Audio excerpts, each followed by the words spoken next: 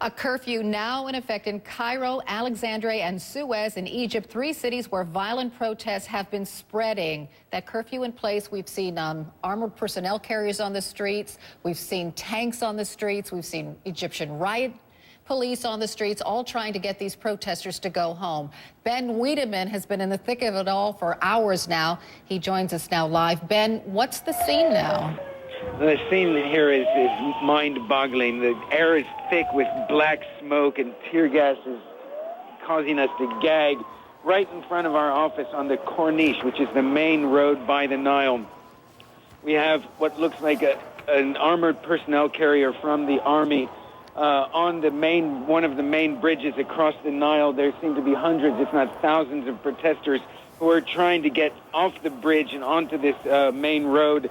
They're being stopped by about 150 riot police who have been just firing constantly tear gas, making it almost impossible to breathe here. Of course, the tear gas is mixed with rancid, thick smoke from burning tires and cars as well.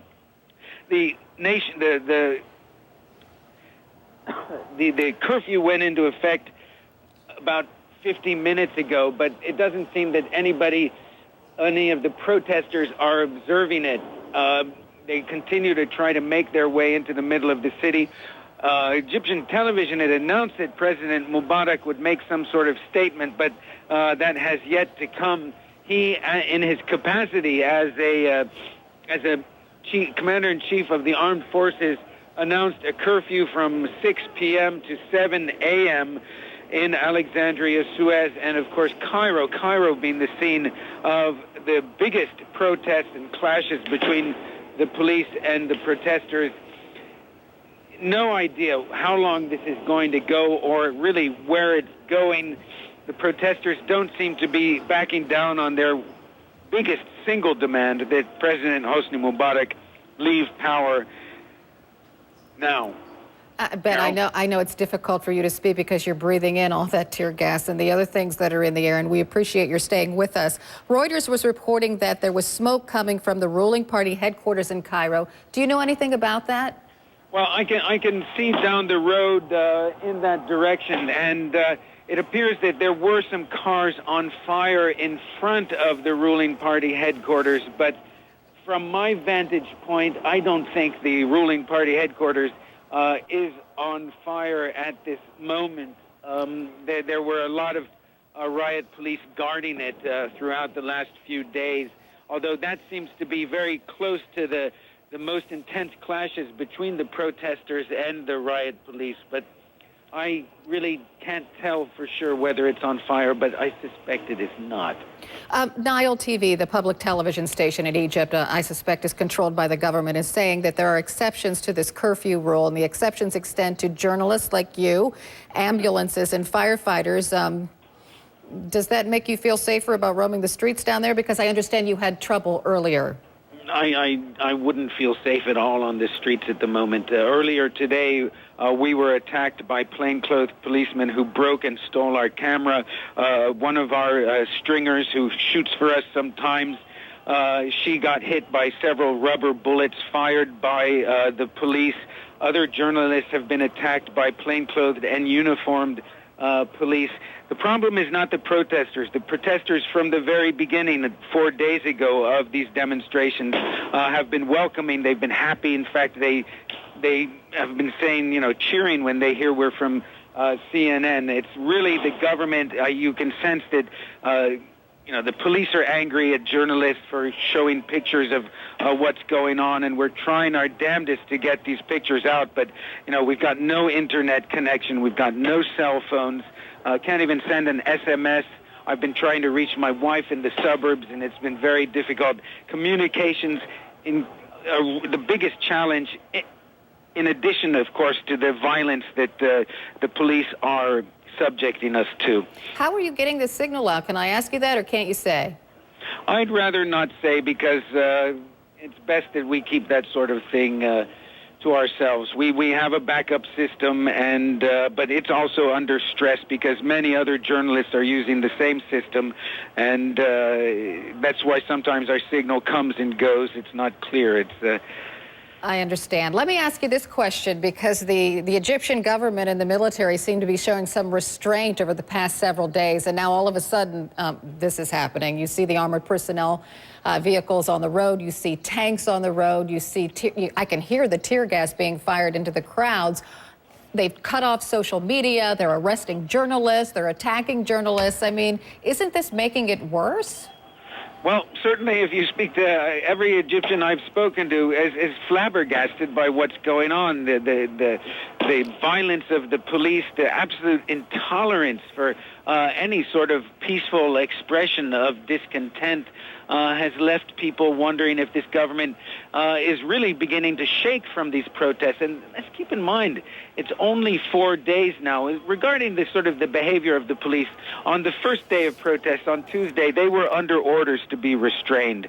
But since then, a series of declarations saying there would be zero tolerance for demonstrations, and that certainly is what we've seen.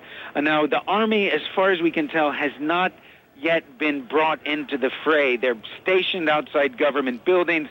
We've got one tank right in front of our office, but they have not been used to suppress the crowd. Now, I'm seeing 2 soldiers walking up the street in the direction of the protesters, but what's interesting is they do not have, oh no, they do have automatic weapons. Oh. I thought they didn't. It's a little hard to see, and my eyes aren't working very well at the moment, but the Army isn't in large enough numbers to replace the riot police, and the worry is that maybe the Army themselves won't have any better success at controlling the crowds than the riot police. Well, let me ask you, Ben, like the curfew has been put into place. You said not many people are obeying the curfew or listening to the government. So how big are the crowds that you're seeing? I'm sorry, how big are the crowds that I'm seeing? Yes.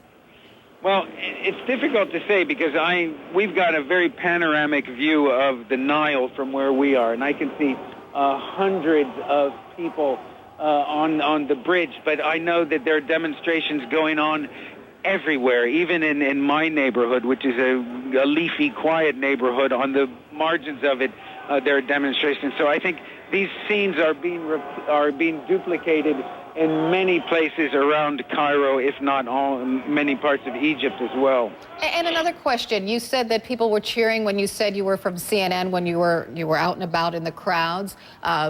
We talked to a protester on the streets of Cairo who said that he was sort of taken aback that the United States wasn't speaking out more strongly in support of the protesters. What are you hearing? There's a good deal of frustration with the U.S. attitude toward the Mubarak government because the feeling is that the United States has never really pressured Mubarak to make the kind of reforms that Egyptian people have always been demanding. What's interesting is that, if you recall, President George W. Bush was, by the standards of any U.S. president, was the harshest when it came to Egypt's human rights record. But the feeling was that when Obama came in, he wanted to be different from Bush and kept his diplomacy more private, behind closed doors, and left criticism out of the public arena. Now, right now, are you seeing our live picture? Yes, I am. Yes, we are. Tell us what we're seeing. We're seeing people running down the street. Okay, what you're seeing is the riot police are slowly moving back. The demonstrators are moving forward. What's interesting, there's a soldier amongst the demonstrators. He's not stopping anybody, but nobody's harassing him. The soldiers are trying to calm the crowd down, but the crowd is just moving forward. You can't make out what they're chanting, but they're moving forward. We haven't... Oh... Hurriya, freedom, and that's what they're chanting. And they're moving toward the Ministry of Information. Now the police are firing tear gas back at them, but the protesters are throwing rocks, and they don't seem to be driven back by that. Right. Ben, let's pause and just listen for a time. Thank you. I'm sorry, say again? Let's pause and let's listen for a time. Okay.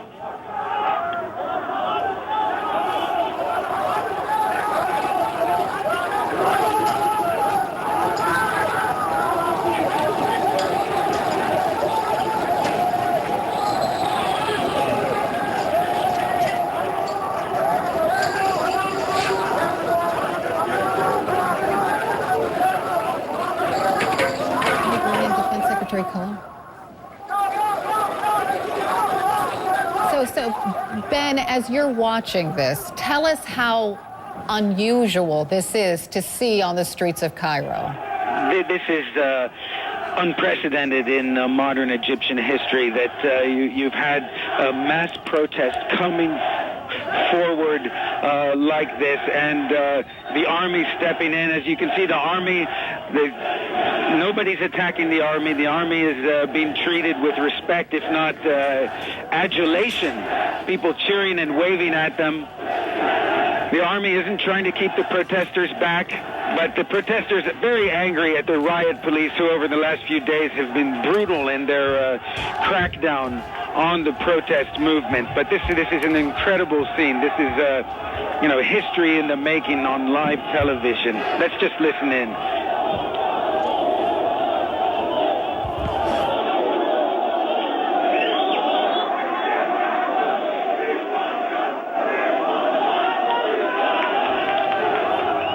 We're gonna break away. Of course, we'll be right back, but we must take a quick break, Ben. We'll be right back. Stay with us.